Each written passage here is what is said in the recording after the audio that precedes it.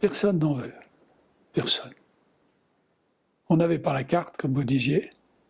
Et à Paris, ça fonctionne. Il a ou il n'a pas, c'est une chose. Hein. Bon, on n'avait pas. On n'avait pas, c'était comme ça. Et d'abord, le producteur, Bob Velin, avait l'habitude de dire « Les Demoiselles d'Avignon ». Alors j'étais obligé de le reprendre. Bob, je lui dis « Bob, c'est la demoiselle. Les Demoiselles, c'est Picasso. C'est la Demoiselle d'Avignon. » Ah oui, c'est vrai, c'est la Demoiselle. Un matin, on se croise, rue d'Amsterdam. On avait écrit ça déjà il y a 1 an, ça se promenait, c'était repoussé de part et d'autre. Ah, bon, qu'est-ce que vous faites là, etc. Par hasard, on se rencontre.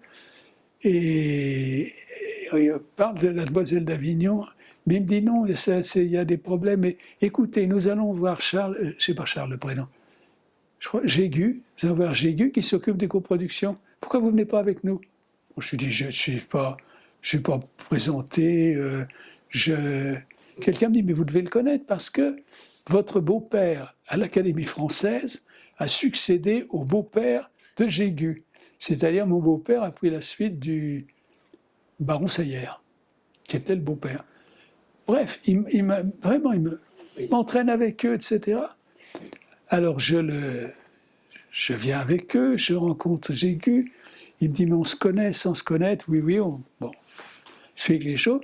Il avait 2 assistants qui avaient fait des rapports abominables.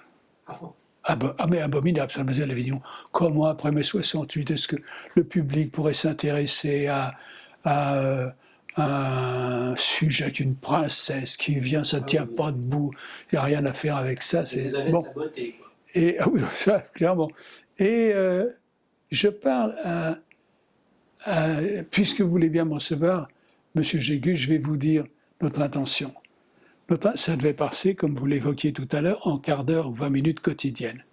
7h20, 8h moins 20, choses comme ça.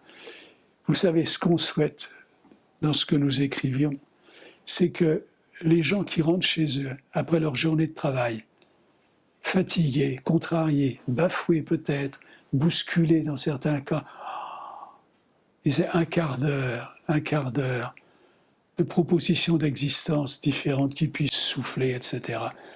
Et, croyant que j'avais dit pas plus que je ne vous en dis, j'ai parlé d'un trait 20 minutes, sans m'en rendre compte.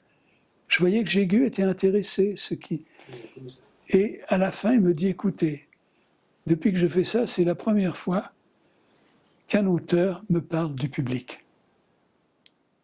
Je dis, écoutez, c'est quand même pour le public.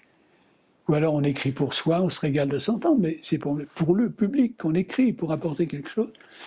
Et ça a été un début, il a pas encouragé par ses assistants, je dois dire, mais qu'elle a fait une petite convention financière qui a roulé, vous savez, avec un peu d'argent, on prend des contacts, on peut. Et puis il me disait, ça c'était mes producteurs, Louis. Marthe Keller, vous rêvez, vous n'aurez jamais Marthe Keller. Si, moi je trouve que c'est tout à fait le personnage et je ne vois pas d'autres actrices. Ce n'est pas une question de talent, c'est d'être le personnage.